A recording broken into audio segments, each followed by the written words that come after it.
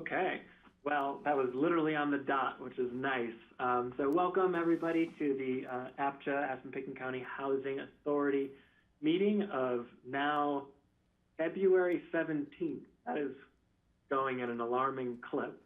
We've got a full agenda today, so we'll jump in and start with the roll. Okay. Skippy? Present. Rachel? Yes, here. Rachel? Rachel? Yes, here. Thank you. John? Yes, ma'am. Carson?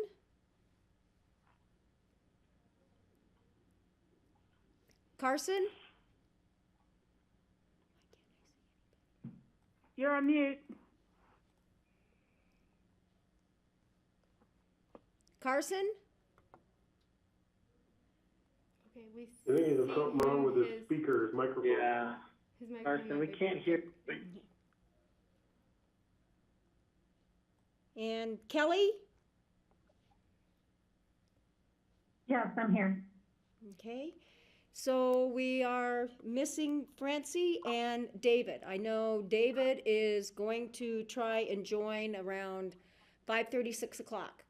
Thank you. Yeah. Kelly, do you know if Francie is going to join us?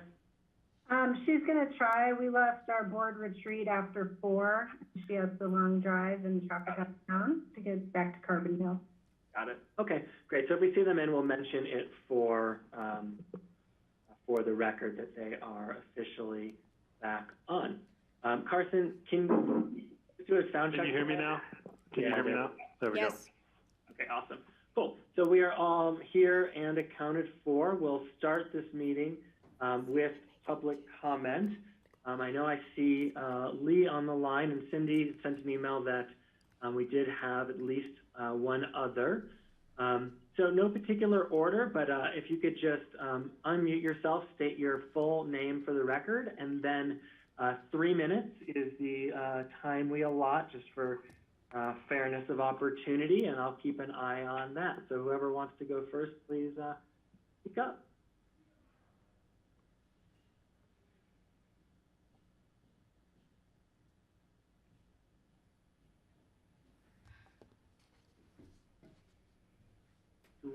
Lee, do you want to say anything? All right. Who else did you say was going to be calling in? Hi, this is Colleen Morse. Hi, Colleen. Hi, I wanted to check that the board received the proposal from Cindy. I realize you guys are revamping the guidelines for retirement this summer, and I submitted a proposal for that. The email did come through, but it would be awesome if you could kind of just verbally share with us in a couple short minutes here what you are proposing, just so it's on the record and anyone watching can hear as well. Great. The proposal I sent in to the board boils down to that if we have short retirement periods, you know, people who don't have to work a long time before retiring, we could, you know, lose a good portion of employee housing to retirement.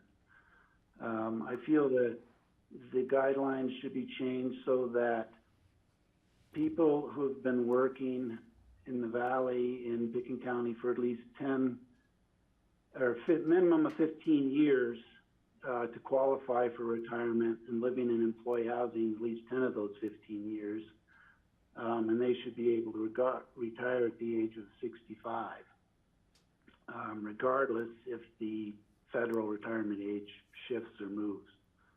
And then I also think that the retirement age should be merited, based on merit for people who have worked, you know, longer in Pitkin County, and people who have worked 25 years or more and have lived in employee housing 15 years or more should be able to retain employee housing with retirement status at the age of 60.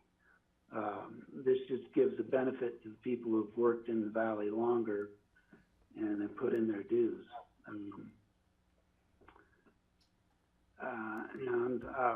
I know that I think it's 4 years now, and I'm not quite sure when that came to be, but I think that's really not an appropriate time to have to work in the valley in order to retain employee housing for retirement.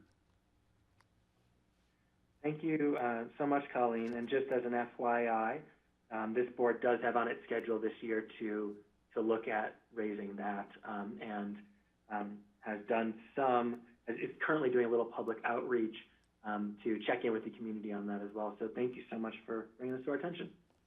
Yeah, and then one other comment is just I wanted to officially kind of submit a petition to the board to see if it's possible to get an exemption from the current retirement age of 65. I don't know if this is the proper forum to do that or not. We wouldn't discuss it here, but that has been noted on the record, and I think you've been in touch with staff, which is the appropriate place for that conversation. Okay, very good. All right, thank you so much. Thank you. Oh, Rachel? Yeah, Skippy, I'm just wondering, do you want any response from the board or anything more? Comments along the lines of that? I wouldn't want Mr. Cullen to just find out later what our discussion was or wasn't, and I just feel like I need to say I've lived in my unit for over 30 years, and I've worked in this community for over 40 years, and I fully endorse full retirement age at 68, which is my retirement age. And our board has already discussed, at a minimum, raising that retirement standard to 10 years. You have to have been fully employed in Pitkin County a minimum of 10 years before you could retire in your affordable housing. That's kind of the contemplated rule now. I appreciate that you're suggesting it should go further, maybe a full 15 years of work before you could retire in a unit. And frankly, I understand the challenges of working to 68. My body is starting to fail in various ways, and we all know that. But over my many years in office, and many pleas from others to say, hey, whether it was police officers who felt like they should be able to retire in their units, or school district, because they put in what was required retirement for their agency, it's very different from the community's needs for affordable housing and the work requirement that has always been associated with APCHA units. I don't know that allowing people to retire after only working here 25 years, when someone's working life is literally, closer to 50 years, or 45 between the ages of 20 to 68, I find that would be a very hard standard to institute, especially given the fact that any new units coming online are requiring close to a $300,000 to $500,000 subsidy from the public, from the taxpayers. And so, if someone could retire after just 15 years, we'd be putting an awful lot of subsidy into that person just to work here for 15 years. I just don't think the community would accept that. And so I appreciate the sentiment, and I wish I could make things more perfect, but that's not a standard that I would be willing to change to lower than full Social Security age. Thank you. Thanks, Rachel. Do we have anyone else for public comment tonight? Yes, please, sir. Lee, please state your name for the record. You know the drill. And 3 minutes. Thank you. Yes, sir. My name's Lee Mulcahy. I'm at the job site, and if it wouldn't count against my the job site's like a $30 million home. So if y'all want a tour, just let me know. Skippy, I read your thing in the Daily News. I'm real sorry about your loss.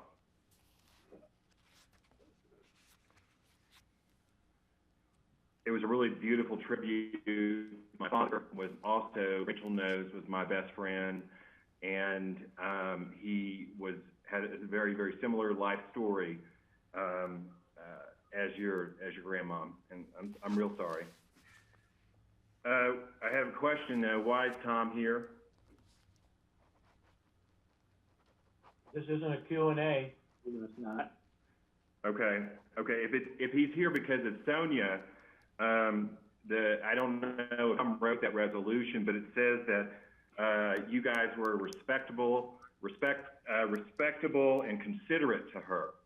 So guys, I want to be clear. We're in a worldwide pandemic, and you are evicting a single mom and her 2 kids in the middle of a school year, in the middle of a pandemic. That's not respectable or considerate. And, you know, my mom wanted me to tell you all that. And I know many of you don't care that she's 85, but you're also evicting her. So, you know, I just want to read this one thing here. It's from Paul Mentor, and he says, disruptors create instability. It's what they do. Closer to home, I'm skipping down here. This is Aspen. And Ray, you know him because he used to work for you. And Aspen's housing authority, known as APCHA, have faced their own disruptive challenges. They have come under withering criticism for apparently inconsistent application of the respectable affordable housing rules. Last week, Aspen Daily News guest columnist Andrew Scott, in his November 14th column, "How Will the Curtain Close on the APCHA Drama?" took APCHA to task for inconsistently handling 3 roughly contemporaneous rural enforcement issues.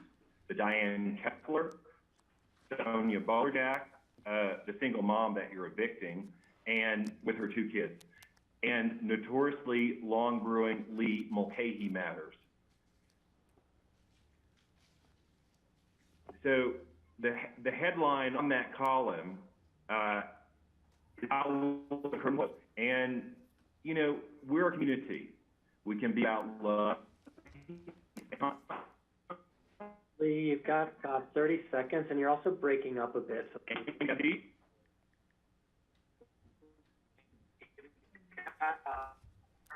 Lee, we can't hear you. Okay, is that better? No, I mean, Is that better? that's a little better.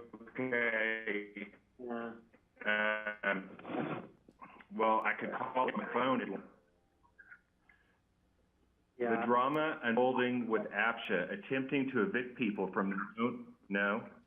No, I think it's better, and I've Good. got about 30 seconds, but we can't hear you. So let's fast forward that and not take any of that time against you. So if you just wrap up, that'd be awesome.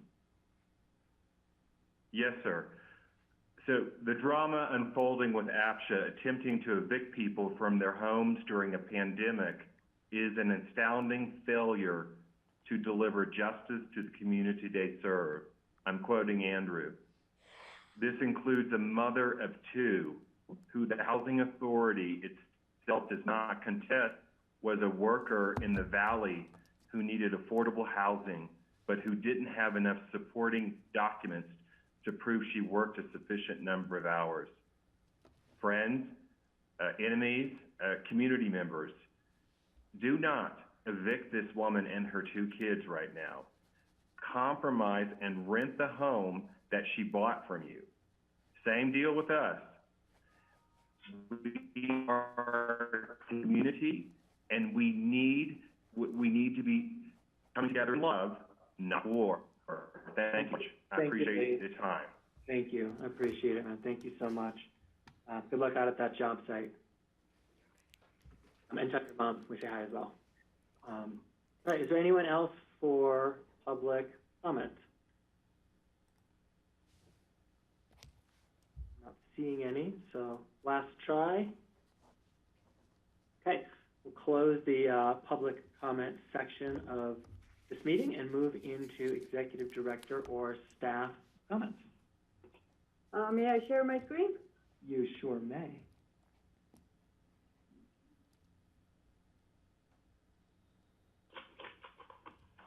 So So I am happy to welcome Katie Rush and Tim Gagan from GovHR. They're here, they are our recruiters, and they are here today to talk about our executive recruitment. And they're both former city managers, and it's great to have them on the team.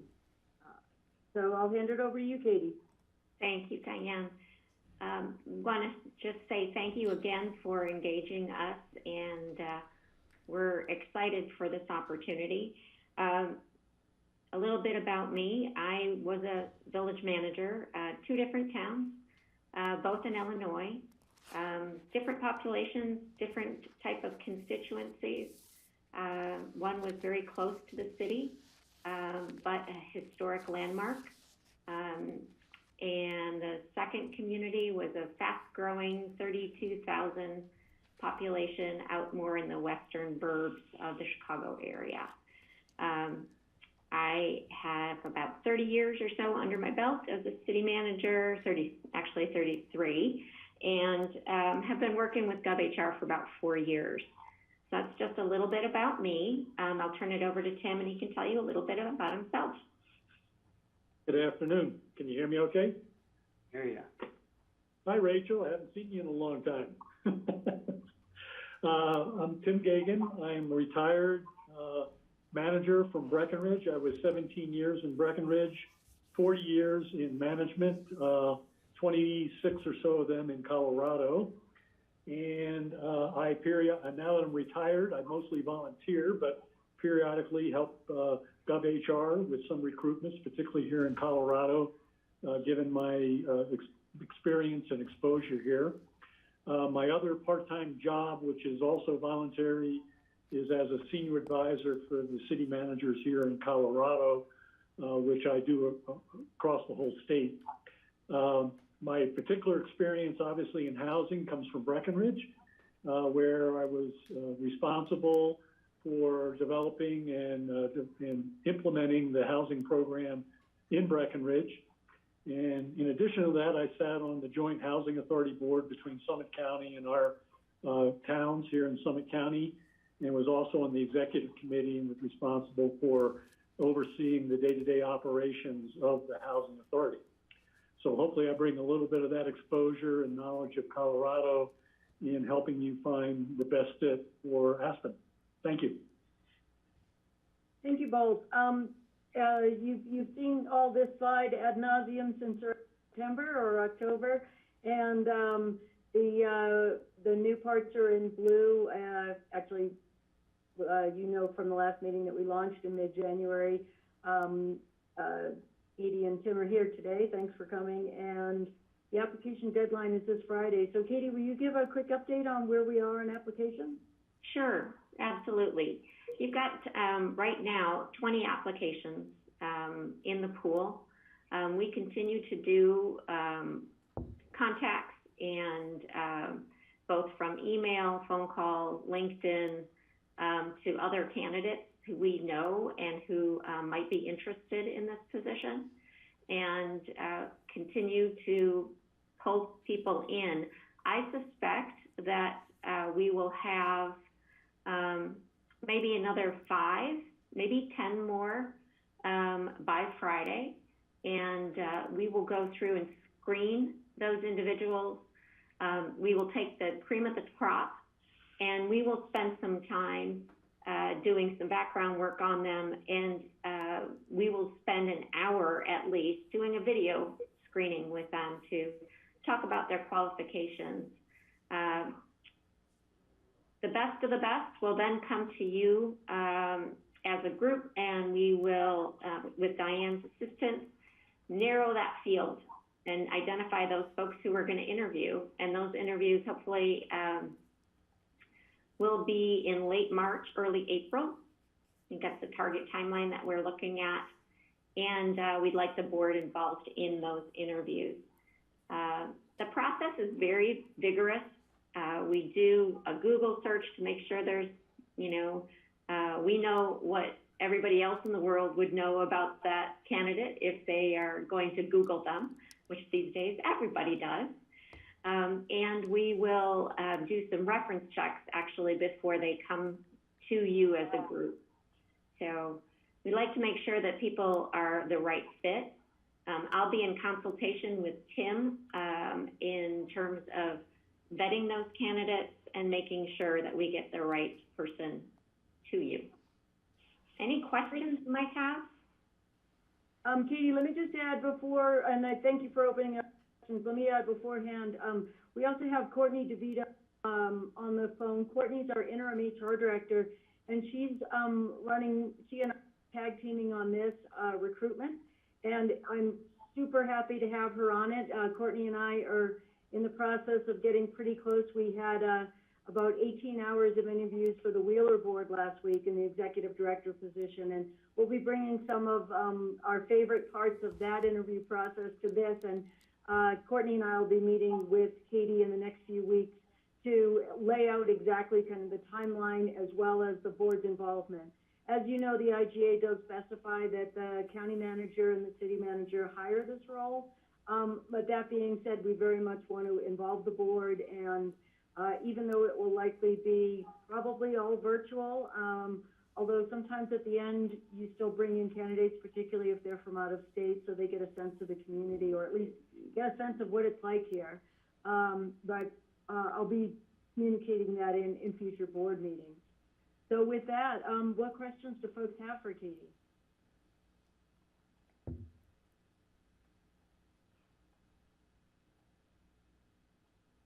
Wow, stumped them. How do you recruit for a unicorn? We use him. He's our special weapon in this regard. He's got some good contacts, but we have put out the word, and we have got some great databases. It's a little scary what you know about people out there, and so we've got emails from housing authorities and from city managers and assistant city managers, folks that are going to have the skills necessary to bring to this position. So, we're looking at not only having done a lot of hiring, we don't only look at qualifications, we really try to get to know the organization and the community to make sure that the fit is right. So we'll spend a lot of time with that individual to make sure the unicorn, corn is the right color and the right point. I think Rachel also had a question. Oh, yes, Yeah, thank you so much. For some reason, my participants list isn't showing the raise your hand feature, Skippy, so I just was raising my real hand. And good to see you, Tim. We knew each other through the I-70 Coalition and Colorado Association of Ski Towns, and like a bad penny, I just keep turning up, so. That's what I realized, Rachel. I was going to ask about that. Haven't you served about every elected position in Pitkin County? I haven't run for sheriff yet, but I think it's a little beyond me. What I was just going to say is more of a comment than a question. And that is that as you're interviewing, to really bear in mind that this can be a bit of a challenging community. You heard a comment earlier this evening about what are often the less tasteful activities of a housing agency, of enforcing its rules and letting people know when they're no longer qualified and potentially having to sell their units or move out. That tends to create a lot of community controversy one way or the other. And we have some really major issues that we would like to tackle in the coming years. Issues such as the capital reserves of HOAs have not been sufficiently funded by the HOAs. We kind of thought private sector model would work really well with those HOAs managing themselves, but they don't. And we have expiring deed restrictions from projects that were made a long time ago that thought that the year 2030 would never come, and things like that, let alone our guidelines. So I guess what I really want to say is we need someone who can really juggle a number of balls and can help us bring in the resources and the framework for the discussions to solve those problems and create policy. And so I'm really looking for someone who is, you know, we have our mission statement, our plans and everything like that, which are bedrock for this. But we need someone who really is innovative and can see through complexity to good solutions. And that's what and help us find the right process and bring in the right professional resources as needed to kind of get this wagon back on the road appropriately. Thank you. Thank you. Thank you. Any other questions, guys? You guys have presented wonderfully. We got nothing else. Diane, Katie and Tim, thank you so much for being here, and feel free to drop off, but you're more than welcome to stay for the entire meeting. Diane, that's why I retired, so I didn't have to stay on meetings. Exactly. Thank you both for being here. All right, very nice meeting you all. Take care. We'll see you again. Bye-bye. Bye-bye. And just a quick update on the APCHA regulation survey. We have closed the survey. As Bethany communicated to you, Maddie actually sent an email right after the last board meeting that explained what happened. The board was intentionally pulled out of a data set, and Maddie used an email list that we had sent to owners just to announce home track. And we left the board off of that specifically because you guys had all just gotten a demo. We didn't want to spam you. So that's what happened with that. So the data that we saw, we did send out another email though, even though people had gotten. And what we saw in the data coming in is very typical to what you see, which is you send an email, you get a response.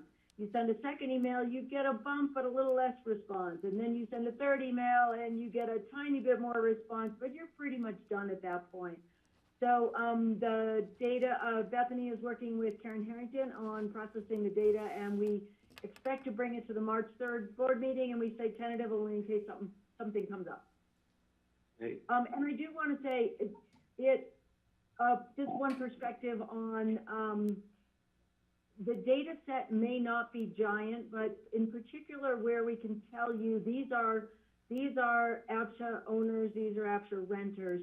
It is quality data, and really every owner who presents you with a response is a valuable piece of information because it's coming from people with experience. So with that, any questions for today? All right, thank you. all right, thank you, Diane, thank you, staff. So we'll close executive director comments and move to our consent calendar today. Anyone have anything that they want to pull, or does anyone have a motion they'd like to make? I'll move to approve, that motion. I'll second the motion on the consent calendar, but I do want a little discussion related to whether, I'm guessing, since we're moving this resolution to acquire the unit in the ABC forward, that we did not hear positively from Sonia Boler-Jack on that item. Yeah, so opening for discussion on that item. Staff, do you have a brief update on, we had paused in the hopes of, from Sonia's public comment, of being able to engage and go through this. Was that effective? Tom, did you want to take that first, Tom? Yes, I could, if that's all right, Skippy, I'll try to bring the board up to date. So, as you know, we had a resolution very similar to this and to the same intent on the agenda of the last meeting. Ms. Boler-Jack appeared and commented and essentially stated that it was her intent to be cooperative, although there was, had been no response to the issues that were brought forward by staff to her, namely getting the contract signed. So we, the board, wanted us to do a couple of things. One, see if we would have voluntary compliance by this meeting. And the board also wanted us to provide more detail in the resolution about the history of this case and what APCHA has done in order to try to get compliance from Ms. Bowler-Jack, and also to demonstrate ways to provide the record of the ways in which APCHA has tried to be flexible in getting to the ultimate outcome, which is a court order that the property has to be sold. So all of that is in the history is provided in more detail in the resolution. And on the other side of this, after the last meeting, the contract was resubmitted to Ms. Bowler-Jack for signature. On Friday, this past Friday, staff received an email from Ms. Bowler-Jack stating that she has signed it, but the contract has not been delivered to APCHA. So there's still ambiguity in terms of Ms. Bowler-Jack's intentions, but we do not have the signed contract that we had hoped to have and expected to have by today. Staff has suggested, and I would agree, that we give Sonia another 2 days till the end of the week, close of business Friday, or 3:30 or 4 when APCHA closes, to in fact deliver the signed contract if it's her intention to do that. The approval of the resolution is not a requirement. That would be inconsistent with giving her another couple of days. The resolution authorizes us to proceed with the acquisition, but it doesn't require it. So staff's willing to be flexible again in attempting to get the signed contract delivered to us if in fact it has been signed. So that's the update from my side. Maybe Diane or Cindy have something else they'd like to bring to your attention on this, but that's my understanding of where we are today. Thank you. I would add that in my opinion, staff has gone to extraordinary lengths working with her on this. DocuSign versions, multiple DocuSign versions, electronic version that she could print. On Sunday, Cindy suggested, and I agreed it was a good idea, I offered to bring a copy to her home so she could sign it, sent via text, phone call, email. We truly have gone to extraordinary lengths to try to, if she really has signed it, to affirm that.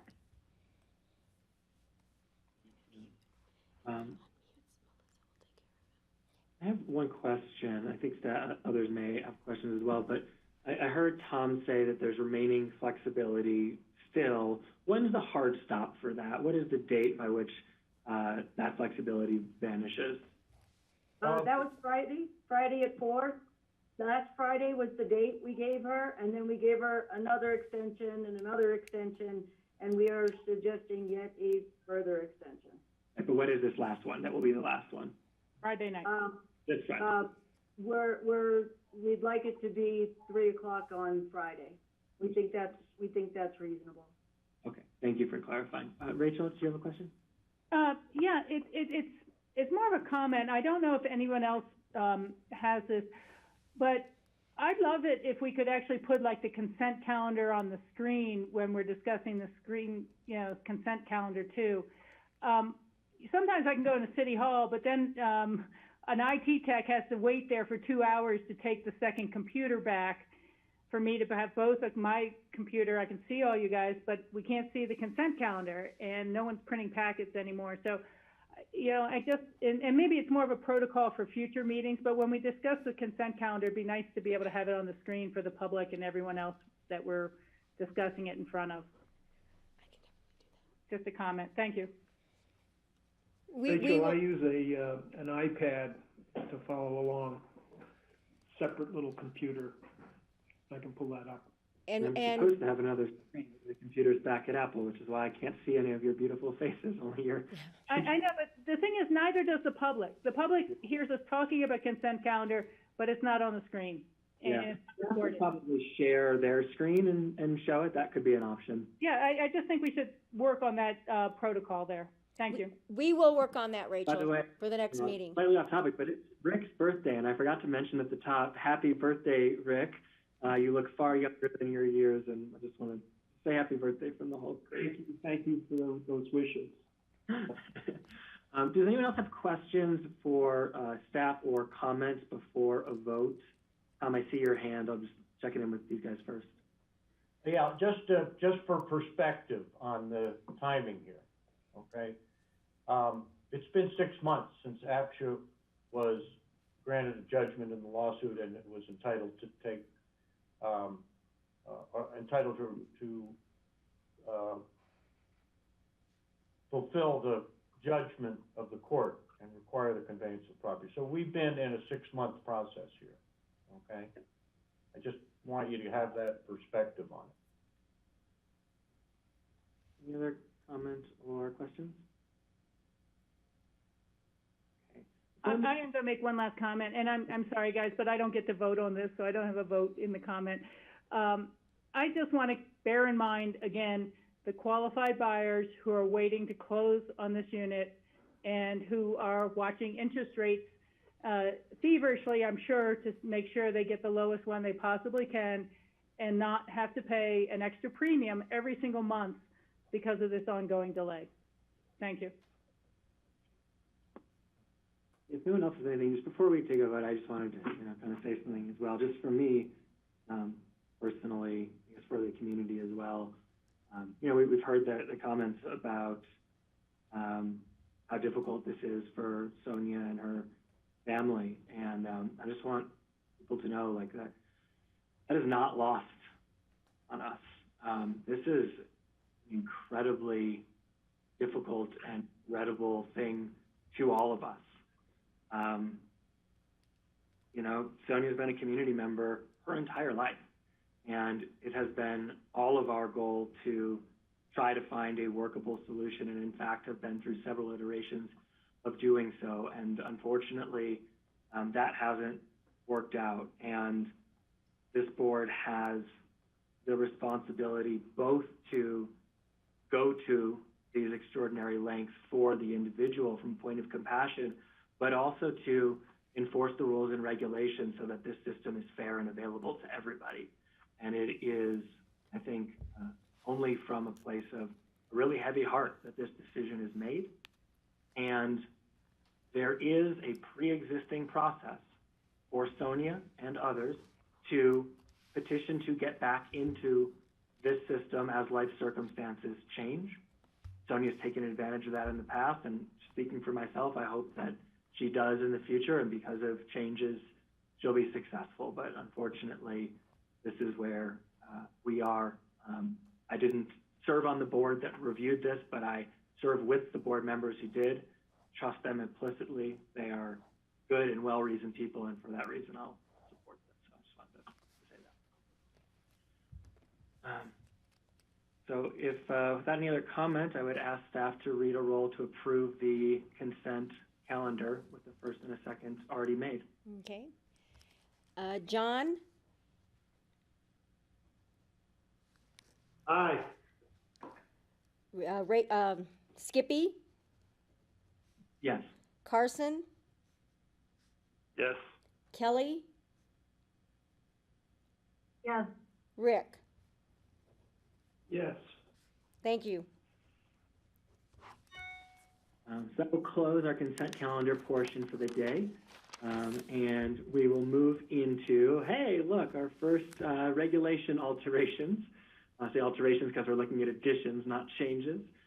So I'll invite staff to present to us on the ineligibility list and income calculations. I don't know if you're going to take those one at a time, but staff will go through this and then will help us come through with a few areas of questioning. So staff, do you want to take us away? Well, Skippy, if I Sure. could, real quick. Yeah.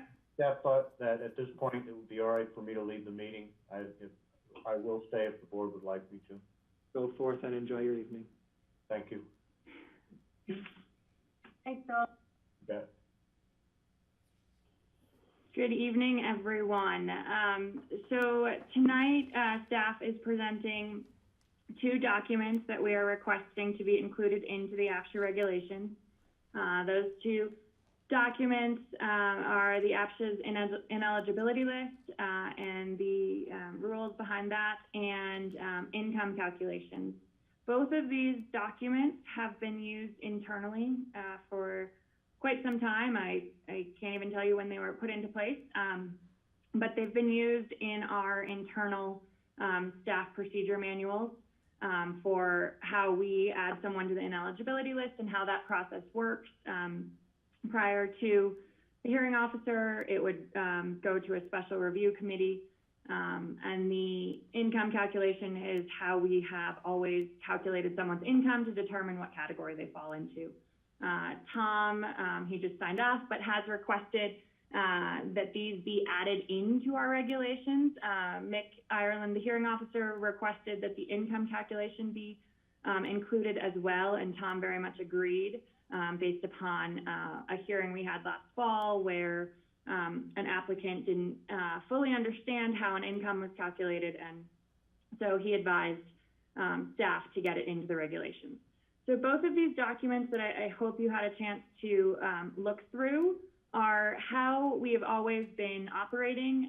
Tom has thoroughly reviewed them and is comfortable with both documents, and so I am simply asking for your approval, essentially, to get this into a first reading and then a second reading to make these official changes into the regulations.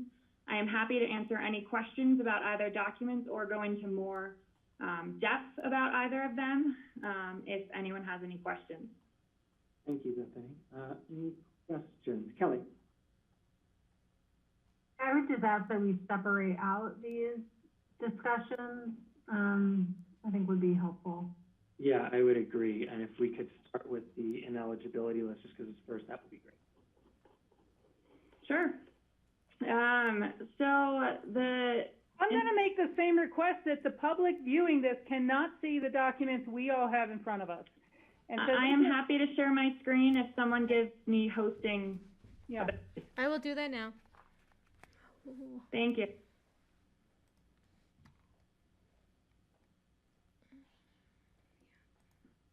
And then Bethany, just take us through the ineligibility list, and we'll do questions on this, wrap that up, and then we'll go into the next part.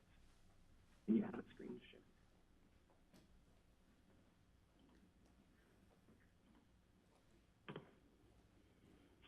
share. You all see an Adobe PDF with the ineligibility list on it. Could I have confirmation of that? Yeah. Okay. So the ineligibility list is how APCHA determines whether to rent or sell a unit to a prospective individual. In order to be added to the ineligibility list, an APCHA staff member has to request that addition. We normally see this request coming from a property manager. Historically, that is one of the primary ways that you've ended up here on the list. Most of the time, it's due to owing a balance to APCHA, amazingly enough, illegal fires, or damaging the property or theft. And so what has always happened is that request is made by a property manager of APCHA, and then it is approved by both myself and the executive director. So we make sure that the backup information is there, any sort of documentation is there, and we add that individual then to the ineligibility list. That individual is allowed to either, if it's owing a balance to APCHA, they're allowed to pay it off and then be removed from the ineligibility list. If it's for other reasons, they're allowed now to request a hearing in front of the hearing officer. and to have their case heard. So there is a way, as Skippy previously mentioned in tonight's meeting, to be removed from the ineligibility list. It is only for those individuals living in either APCHA managed rental units or our ownership units for a violation of a deed restriction or the regulations that's made its way through the hearing officer. We do not take ineligibility list requests from, for example, Centennial, because it's, we have to have some confidence and trust in our staff and have the documentation readily available to us. So that is a quick overview. I'm happy to answer any questions. I see Kelly and Rick both have their hands up. I think Rick's hand went up first, but I could be wrong about that as I was speaking. So I apologize, Kelly, if that wasn't true. Yeah, thank you. I have a question regarding number 6, subletting a unit without APCHA approval. Bethany, how do you prove that someone is not accepting money under the table? So this one, not to cut you off, but this one really drives home our Truscott and our Merolts. Oftentimes we'll find a renter who has sublet his rental unit or her rental unit to another individual, and we'll have complaints of extra individuals in the unit. And then when one of our property managers does do an inspection, they find additional individuals in that unit that were not on the lease. I brought to your attention a violation that I'm aware of, wherein a free market owner rents her $4 million condo out and stays with a friend who has an empty 4-bedroom condo. And I understand you've done an inspection of that or an investigation. And how do you know that money isn't being given under the table for this person to stay there for that tenancy while her free market is being rented at God knows how much, and she's staying and giving, paying something for the right to stay there? I mean, what tools do you have to further investigate a violation like that? We can ask for checking accounts and savings accounts to see if a deposit has been made, but if it is cash under the table, I'll be honest, there's not a lot of ways that we can really figure that out. We're really relying on honesty and in that situation, and that might not necessarily be the best solution. And if you have any other suggestions or thoughts about how we can go after, look at something like that, I don't, but I know that is still ongoing. Okay. It irks me that they're taking advantage of the system, and I wish there was some other way we could verify what's going on. But we'll put that in the bucket list. I will add it. I will make sure I add it and continue to talk about it. Just trying to figure out different ways that we can certainly do compliance, especially right now without being able to do site visits. We've been talking around different things as to what different tools we might have in our toolbox to kind of look at some of these cases. Okay. Bethany, there may be an avenue with Pete Stryker with the new short-term rental software that at least could show how much and how often this free market condo has been rented, which would also show how many times or how often this person needs some other place to reside.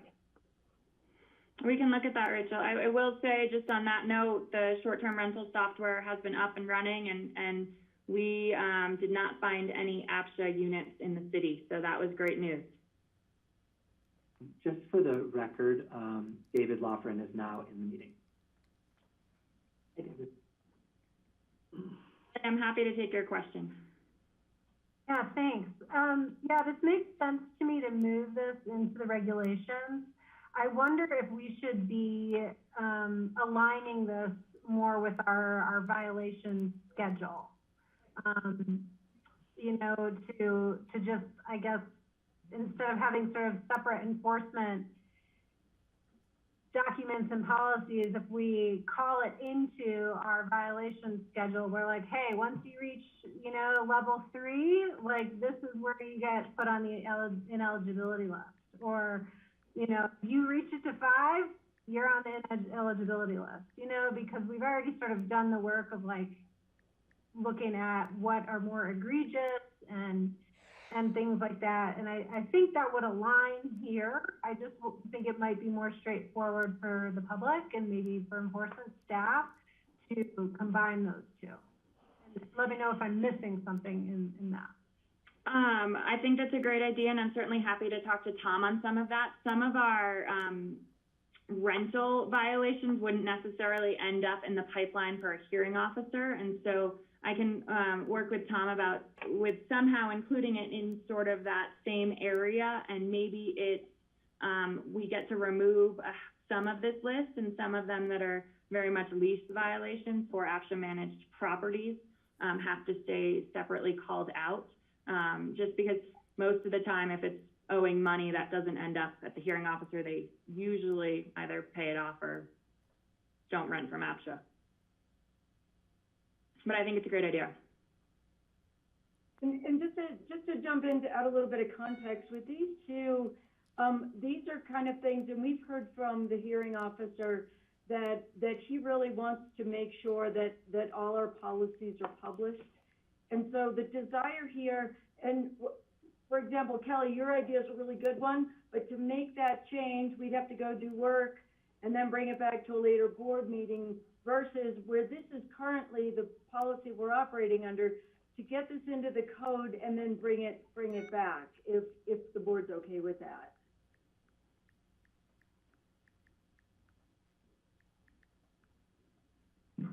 I have another question. How,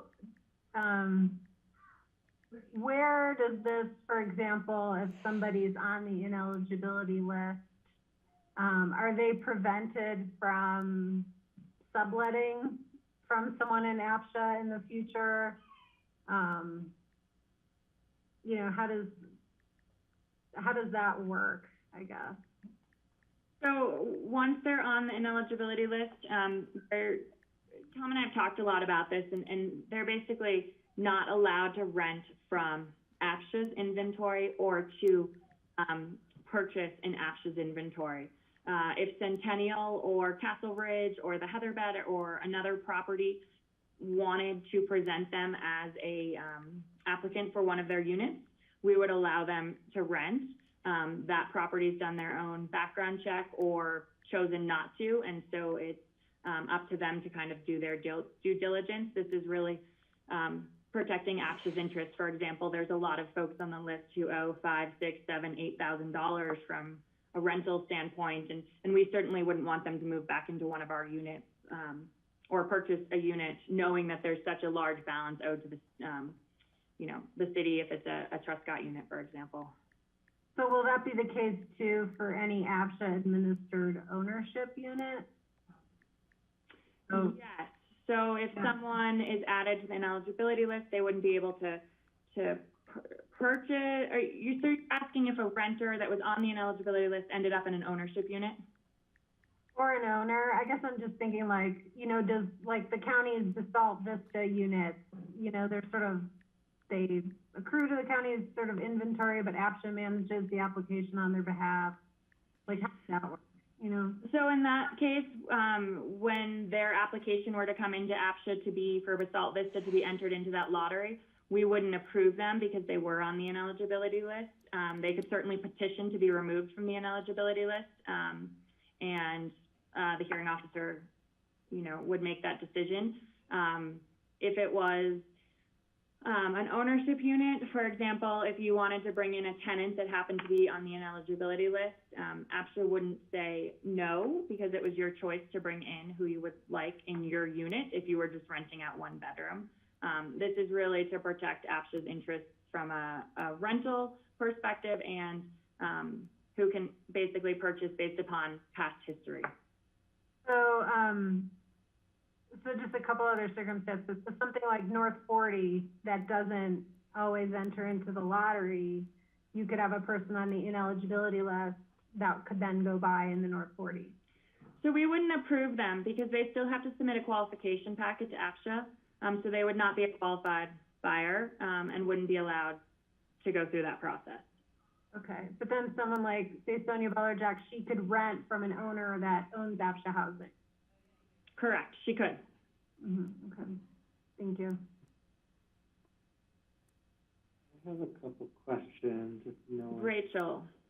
Oh, sorry, can't see her hand. Rachel, you're on mute.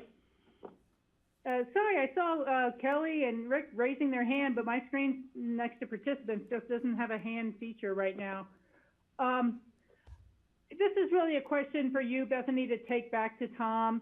But on those various items, I was wondering on the very first one whether it should be deliberate misrepresentation, or whether we need the word deliberate in there or not. Does that add an extra burden, or is it more clarifying? I'd hate to have somebody, my boss told me he was going to give me 40 hours and now he's not, and so the guy didn't try to misrepresent anything, but it, you know, so a difference of being deliberate.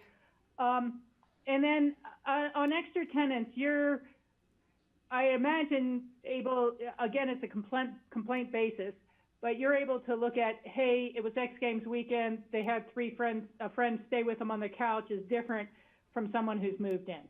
Correct. Okay, and so you got that down real well. Yeah. I really liked Kelly's comments. I thought they were very accurate. You know, at the very least, it could be placed in the packet near those things, if not fully incorporated. But the one thing I'm wondering is, should we try to have one list for both rental and ownership, or maybe you go ahead and separate those out into different lists? And they'll have a lot of the same notations, obviously, but there's that. And then the other thing is just kind of at the bottom on the curing aspect. We really are talking pretty much just about curing financial issues. And the other issues are like a hearing in front of a hearing officer. And so, believe you me, this is just spitballing it here. But, you know, when you talk about excessive property damage or some of these other things, noise complaints, it's hard, you know, for someone to say, I'm really good now, I'm better, I won't do it again, to a hearing officer. But, so again, I just for people to consider, and maybe, again, talk to Tom about it, that they could show that they had taken an anger management class, or that they were getting some mental health counseling. I mean, we all know right now during the pandemic, more people are closer to snapping and smashing a wall than ever before. And so I guess what I'm kind of wondering is for the other types of complaints that aren't financial, how are we asking that someone has put it behind them and would be a good tenant? And so maybe just, I was going to say, maybe it's just a list of potential things that they could show the hearing officer of how they've made amends, or they apologize to the neighbors in a sincere way. I don't know, but we should try to think about not just having that totally subjective. Point taken. I can tell you from past experience, when I listened to one of these before the hearing officer came into play, we took a reference from a landlord in between APCHAs and his wanting to come back into APCHA housing, and so we had that and proof of payment for 12 months, so that we could see something that would show that, okay, he's going to be a different tenant than he originally was. So. And that makes a lot of sense, and those are really good starting points, but I just think that we should have it, as Tom was saying, all of it should be in writing if these are standards we're using. And there may be a few other types of ways people could prove rehabilitation. Thank you. Great, thank you. And some of it comes down to what the hearing officer might want to see. He's been very specific in cases we've heard as to what exactly documents he would like to see to decide how he goes. And so, well, I think we can certainly include some. We certainly can't make an exhaustive list. He's caught us off guard several times. So. Okay.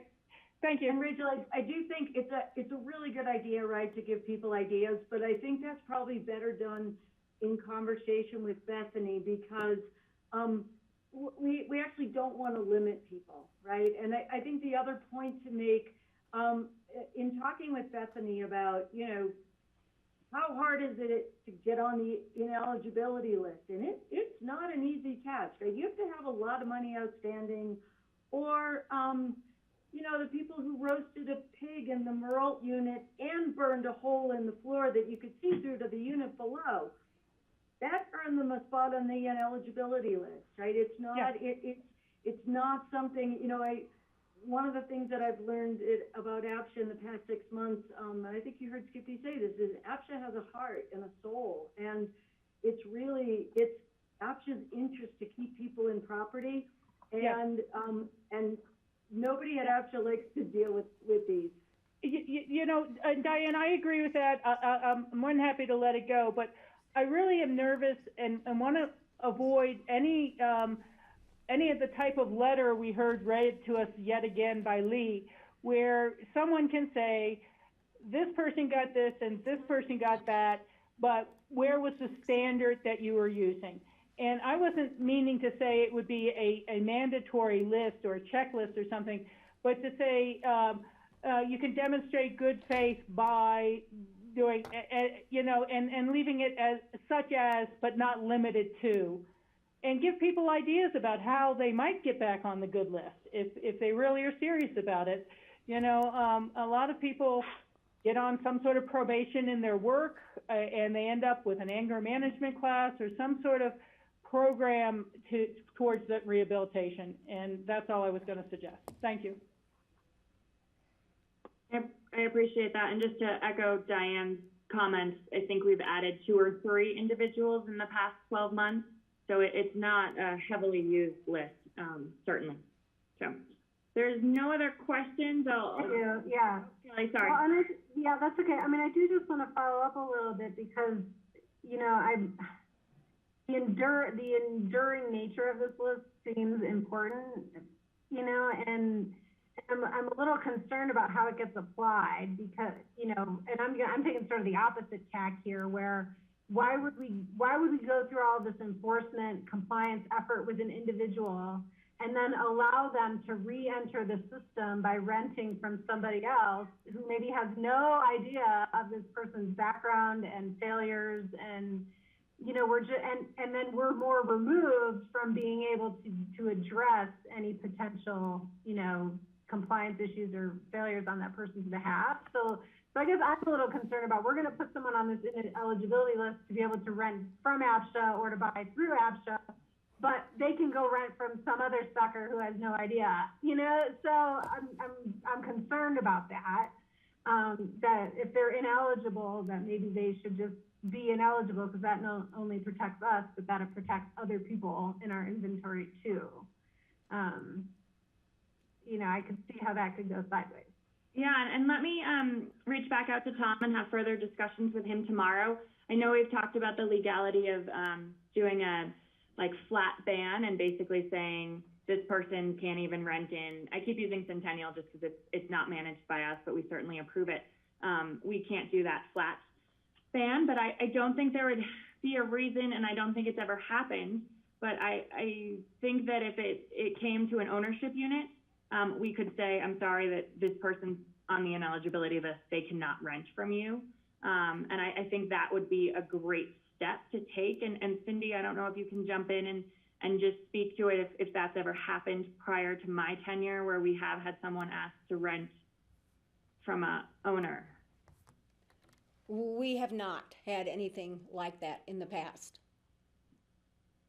But I can't imagine that we couldn't do that.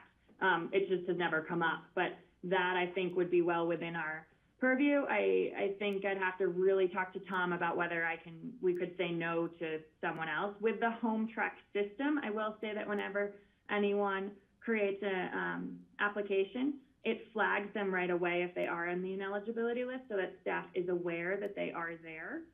So we do have double checks on our side to make sure that that list is being consulted.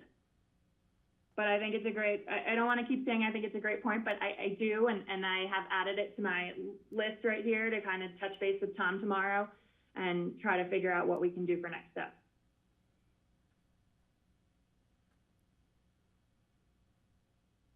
before we leave this item, So, I think Bethany's got some good notes on kind of some minor tweaks to this, as Rachel's suggestions about adding in, some good faith efforts that could be taken, and Kelly's suggestion about how it might be used, expanded slightly, but not be a blanket, you can't rent in Aspen. And so, I guess my question is, if Bethany makes those changes, can she bring that version, that modified version for a first reading? Is the board comfortable with that? and I still have a couple questions too. Oh, sorry, I thought you were moving on to the next one, sorry. No, I have a couple questions. You can ask the same thing of the board, but I just want to get clear first. So Bethany, outside of these things that the board just suggested, like when you were coming in today to this meeting, is this simply a request of moving this from another area into the regulations, or are there any changes that are already suggested or made here in addition to the movement? This is the document as it currently exists internally on staff manuals and how things currently work. We were requested to get it into the regulations as soon as possible, and so that's why we are here. But I am happy to make some of these small suggestions and get it into the regulations. That does not mean once it's in the regulations, it's final from the perspective of it's a living document and we can always make some changes down the road. Does that answer your question? That answers my question. Great. Next question is, when I first read this, I was like, wow, that's a lot of things. You know, I would feel like just about anything, but then we had a chat and you mentioned that these are not, if these things happen in any way, you're on the list. They just give you the scope of inquiry, which made sense. But then at the top, parenthetically, it says, but not limited to. So I'm just wondering, you know, this giant list plus not limited to, what does the list really mean? Does it actually mean everything? Like, can you explain that part to me? Sure. I will be completely honest. Including but not limited to is definitely legalese. It is for the opportunity that we miss something, or one of our tenants does or owners does something that we just had never thought might happen and is so egregious that would find you on here for a similar reason. This list has been the list that staff has been operating on for way before my tenure. I'm not exactly sure how long. It has been reorganized slightly, but it hasn't changed. We have pulled, certainly in number 3, those are the least violations that we see most often and the ones that are egregious enough to find yourself here. And again, there's lots of documentation that is requested before I will put my name to it. Certainly executive director as well. We want to know that everything's there, because this could end up in court down the road. I mean, if the hearing officer rules one way and then it's appealed even further, I mean, we want to make sure that our ducks are in a row and we feel like we're standing on solid ground before it goes forward. Last question is, in the current process, when does somebody get added to the ineligibility list? Is it only once you've been evicted for one of these things? It is. Yeah, so there's certainly the conversation from a property manager to a tenant of, you know, at this point, you're likely going to be added to the ineligibility list based upon XYZ. If it's an owed balance at move out, they're told at that point. What then is done is it goes through kind of the process of notifying me and the executive director. If we approve it, then a letter will go out to that individual saying, hey, you've been added to the ineligibility list for these reasons. Here are your opportunities. If it's a owed balance, you know, just pay your balance. If it's not, you can request a hearing and take these next steps. And so we try to, you know, tie it up so that they're aware, they have an opportunity to contest the situation. I think what I have seen is that most people choose not to contest it for a little while. They're either moving away and don't necessarily care, or they're going to look somewhere else because they don't want to rent from us. Okay, those are my clarifying questions. Thank you. Are there any other just questions before we move into giving staff their direction? seeing anyone, I think the way, Diane, to break this up and work with me if you think there's another way, the first thing I would ask the board is there anyone who is not okay with moving these into the regulations as they are pre-board suggestions? I would just ask anyone to speak up if they're not okay with that. Okay, so that's great. So then what I've heard, and No, I think the suggestions need to be incorporated. Yeah, so that's my next question. The three suggestions that I heard, and if I'm missing any, please speak up and add them, were that we should consider taking those who are ineligible and also keeping them from A, renting as a sublet, or B, like doing a flat ban, I think was the term, to all APCHA property. So that was one suggestion that I heard. A second one, which Kelly, I love this suggestion, it was in my notes as well, is finding the appropriate way to tie this to our new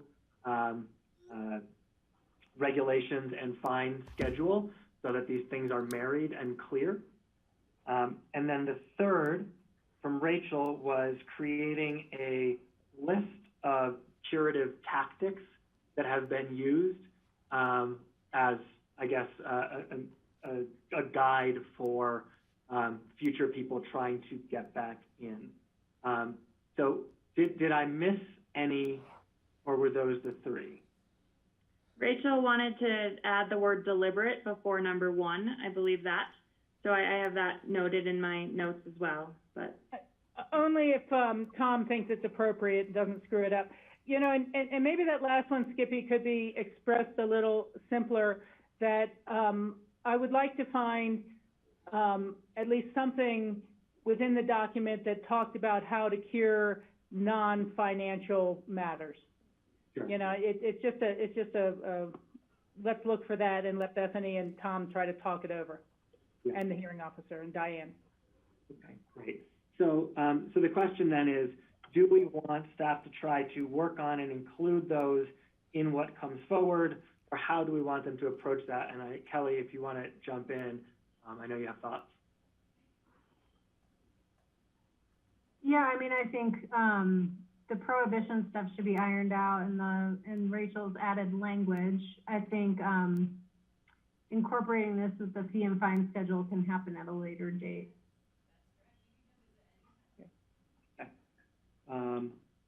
That makes sense to me. I guess I would just ask if there's anyone who disagrees with that, please raise your hand and offer that opinion. Otherwise, that will be direction to staff. All right, Diane, is that clear for you?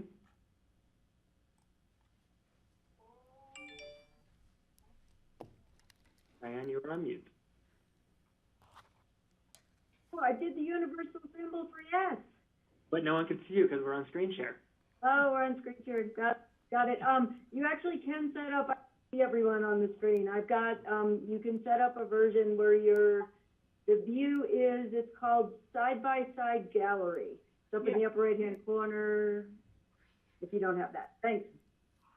Okay, my whole Zoom screen is very tiny because I also have to look at the packet and my notes to host. So sorry. All right, I'll take that as a yes. Okay. Great. So if we could then move on to income calculations, Bethany. Sure. So as I mentioned earlier, this is how our qualification specialists actually calculate someone's income when they submit a qualification packet for either rental or ownership. Tom has spent some time on this recently to make sure that it is regulation ready, but this document is consistent with how APCHA has historically always calculated someone's income. I'm happy to answer any questions. I am happy to go through it line by line. I don't necessarily think that makes the most sense for our time tonight, but I'm happy to talk about it. We talk about the fact that there's lots of sources of income and the documentation that must be included. However, we also make the caveat at the beginning that every person or household source of income and documentation might be slightly different. And so we really have to look at all different things, and there's not a one-size-fits-all for the entire APCHA program. If someone's self-employed versus a W-2 employee, It's a very different consideration if they have trust, income from trusts, or other sorts of income. We have to look at that. So again, the request from both the hearing officer and Tom really wants this in the regulations so that it's not just in the staff handbook. This document does live on our website, so it is already in the public realm. There's links to it on the qualification for both ownership and rental side of it, so that the public is aware as to how we generally arrive at that number. Certainly not trying to keep anything out, but we can't give you a line by line as to how we do it either. Let you take questions, Bethany? Rachel. Yeah. I just like to kick it off so other people feel comfortable jumping in. But particularly, I'm wondering in the third paragraph, what do the initials LIHTC mean? And shouldn't we spell that out for people so they don't wonder? Of course, it means low income housing tax credit. So that's for all of our tax credit properties.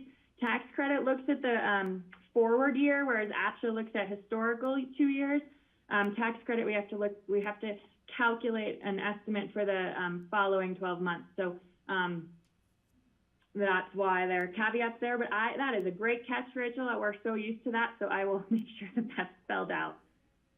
Okay, thank you. And then later in the document, or in the larger memo, there was a discussion about category 6 and 7 having no income cap, and I wanted to talk about that in AMI later, but how you calculate income is fine with me. I'll let that go right now.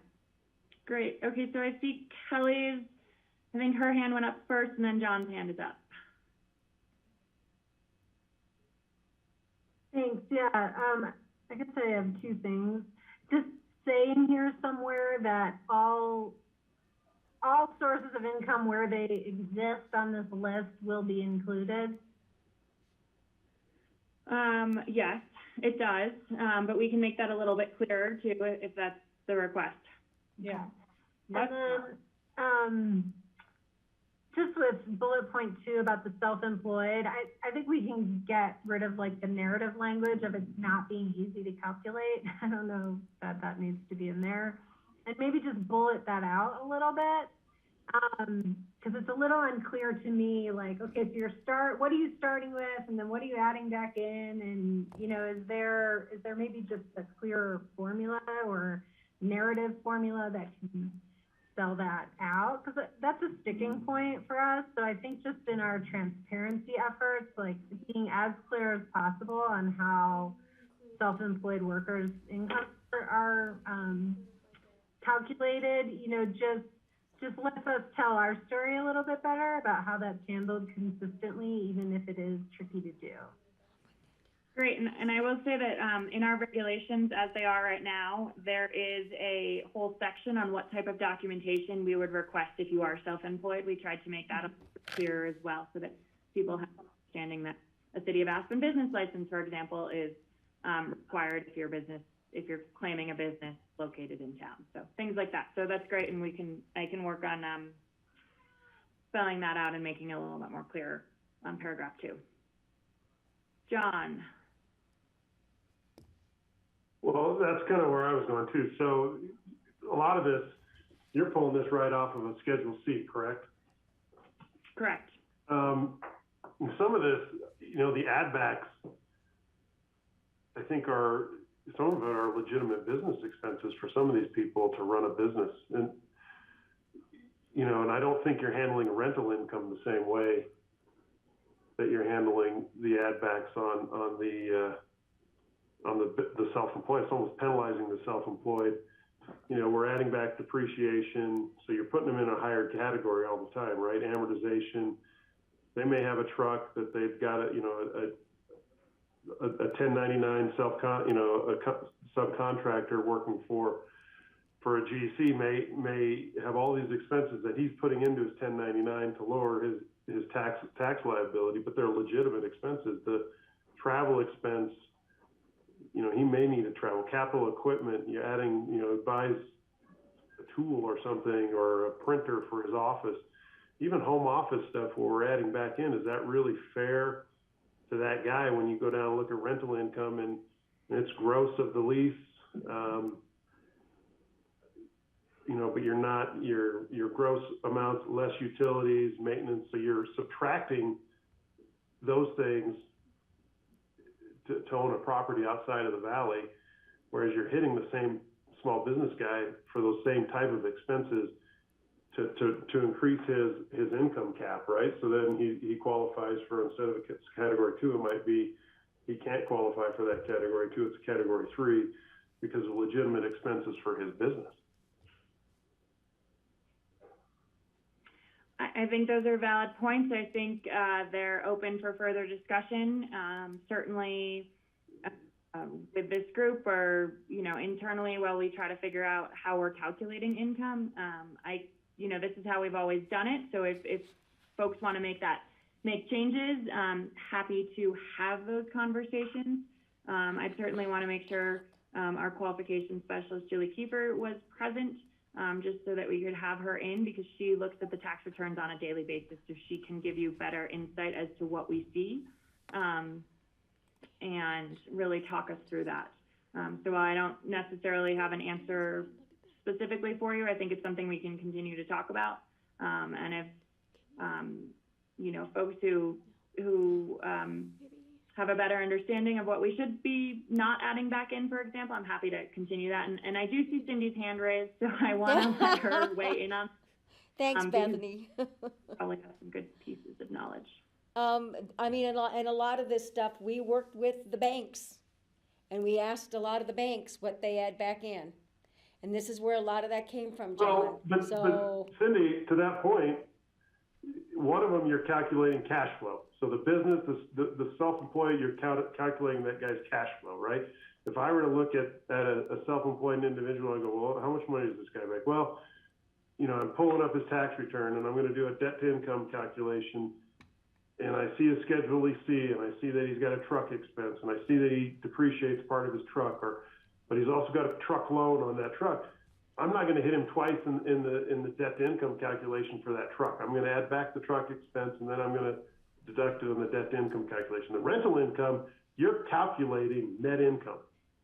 You're taking the top line and you're subtracting out utilities, you're subtracting out advertising, you're subtracting out interest, mortgage payments, whatever, and then you're calculating a net income. You're not calculating, so there are two different things, but you're penalizing the small business guy because he's got expenses, and he's writing them off to reduce his tax liability, and then you're helping the guy that has rental income have a lower net income number.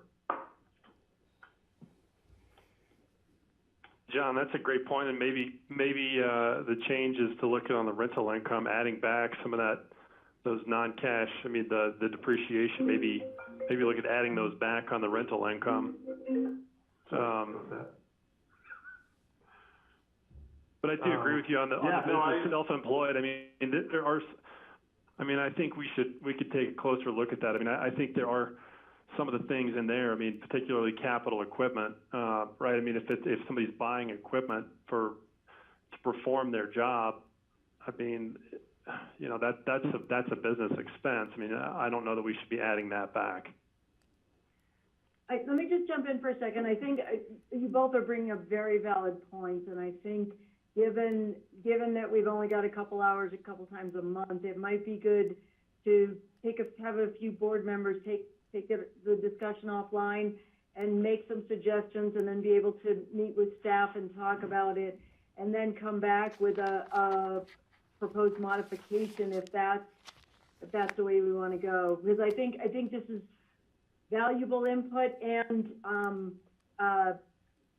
I think it probably can be more efficiently done offline. Okay. I'll ask you a follow-up question, because I think that changing the way these things are being calculated is going to take some time. Is your primary point here that it needs to be changed, or was the primary point that it should be the same for rental and ownership? Because that's something that I think is simpler for staff to bring back for a next go-around. Well, to me, it was more, we've got a number of self-employed business owners, 1099 employees, whatever. A lot of companies use that around here. bookkeepers are 1099, and to make them add back a home office expense on their home is kind of an unfair penalty because they pay rent somewhere else. To me, it's just to look at it as a bigger picture item, because I think, you know, we struggle with self-employed people, right? And how to qualify them. 1099 W-2 wage earners are much easier to, even for a mortgage today, they're much easier to qualify. But I'm just saying, you're calculating net income on one and cash flow on the other, and it should be either a net income number with some legitimate add backs. And maybe it's ask about travel. Was travel really required for your business, or did you just write that trip off to Cancun or whatever? Entertainment, you know, meals, some of those other things. But some of them are legit expenses, I think, that shouldn't hurt somebody in their qualification for housing. Yeah, I mean, no question. If you run like a small limo business and you're category 2 or 3, but you bought a new Tesla this year, good luck with that year, right? Well, I mean, maybe there might be a legitimate excuse for buying a Tesla to put it with your. Well, that's what I'm saying, but it's such a big expense versus your income for that year. Really throws things Sure. the way it currently is. Yeah. Okay. So I echo Diane's request that, you know, if Carson and John, and I'm not sure who else, would like to sit down and kind of come up with some clear guidance that, you know, you can share with staff and we can talk through a little bit. I think the key for us is the idea that it's consistent, and that we can apply it across the board, both from a consistency standpoint, but also for an ease. We look at a lot of tax returns every day, and so we need basically, I don't want to say one rule fits all, but we just need to make sure we can easily operate under these rules. So, and I see your hand, so I don't want to take over Skippy's role, but maybe it's a question for me. Yeah. No, I was going to say, I agree with taking the conversation offline. I think we have some real experts on the board who can help us sort it out. I entirely agree with your consistency item here. And this is the sources of income that people would submit for either a rental or an ownership. So it's one way you submit, no matter what type of property you're trying to pursue. It struck me, and I don't want to make this more confusing than it has to be, but there might be some real resources in the Aspen Chamber of Commerce who kind of their small business or self-employed business model. And you know, I'm very concerned that we don't unfairly burden someone who is starting their own business and running their own business, providing some sort of new niche service of any sort. And I was just thinking they might have a little input into what they hear from the business community and from those sort of individuals. It may be a long shot and not worth your time, I understand. But for me, I mean, we used to have a wholesaling business bringing newspapers into Aspen, and that was a trip to Denver every weekend. And so if travel didn't count, I don't know what would, you know, or how you do a business without a phone. And so, you know, yeah, maybe you can't deduct your personal number, but if you only have one number, it's going to serve both purposes. So this is really a tricky wicket, and I want to be really fair and not penalize anyone as they're trying to make a living and provide a business in town. Thank you. One other place, and I think you pick it up maybe in other, but, you know, S Corps, LLCs, C corporations, K1, regular K1, you talk about distributions, but regular distributions from other companies that somebody may own, right? K1s are some kind of average because there may be a contribution one year. Net contribution distributions is another place to be. And that we're talking cash flow too, so. I agree. Do we require people to provide K1s whenever they submit tax returns? We require them to provide everything. So everything except for the schedules. So business and personal if it's a business one, yes. Well, but so you can't tell somebody's income without the schedules. Oh, we Right. need schedules. We get schedules. We require schedules. Oh, I apologize. We get schedules. I'm sorry. We don't get the worksheets. Okay. Thank you, Cindy. I'm You're sorry. welcome. And I have a question too, if no one else has handed it up today.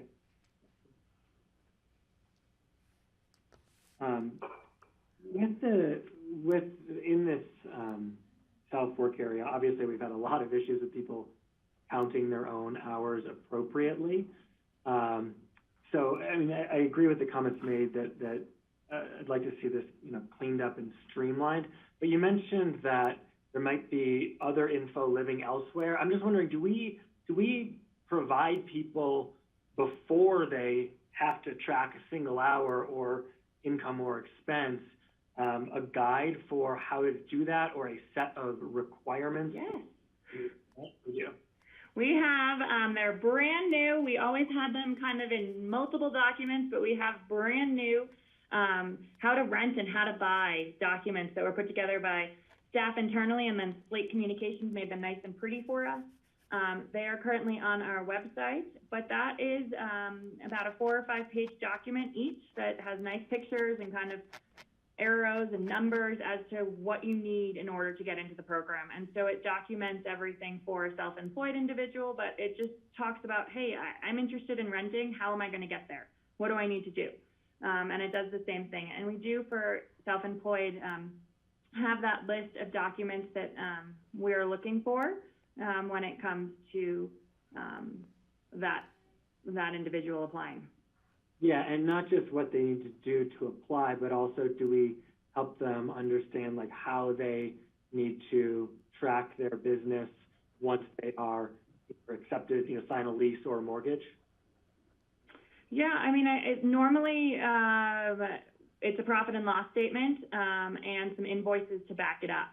And so that's the general rules. It's when folks don't have either or are showing invoicing that doesn't necessarily match a profit and loss, or are kind of don't have anything that we start to ask questions. And so one of the first things on a side note that I start doing with those individuals from a compliance standpoint is asking people to start a calendar and saying, hey, just go print off a Google free calendar and start writing in hours, and then back it up with an invoice. So if you're telling me that you have a dog walking business, well, show me some invoices that are showing that you walked a dog, or a catering company, show me that invoice that from that night's event, and understanding that there is time that might not be paid for example, menu planning or advertising or building a website, like all of that counts. And so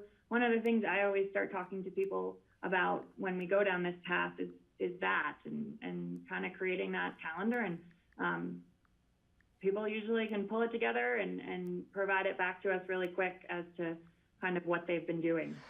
Yeah, I know you do it. I mean, we've all seen and heard of all the really in-depth work you've done to help people bring themselves back to where they should have been in the first place. I'm just trying to make sure we have a toolkit that's given on day one, so hopefully you don't have to do this work with people after they haven't been keeping track properly for a long time. That's all. So yeah, and another thing Pam does is when she's selling a house, there's a affidavit that the owners have to, or the buyers have to sign, that they understand that they have to continue following the rules, and we certainly don't call out all of them. We certainly cite the regulations and kind of call out the big ones that people usually run afoul of, and so we're trying our best to provide people with as many tools in the beginning when they do take over ownership and purchase a unit, so that they don't run into an issue down the road. Okay, awesome. Thank you. And if you could just because I'd be interested in seeing it, and others might too, could you shoot out to the board at some point that 5-page document that you said Slate made all pretty, just so we could see it? Yeah. Sweet. Okay, so similar to the last, John, do you still have a question? I see your hand up. No, I think I just didn't lower my hand. Okay. There you go. I thought you were doing that for me, Skippy. Doing it for you. Now you do it. I won't touch it. Okay, so the first question is, I guess, just is everyone okay with moving this into the regulations? If you are not, please speak up. Cool.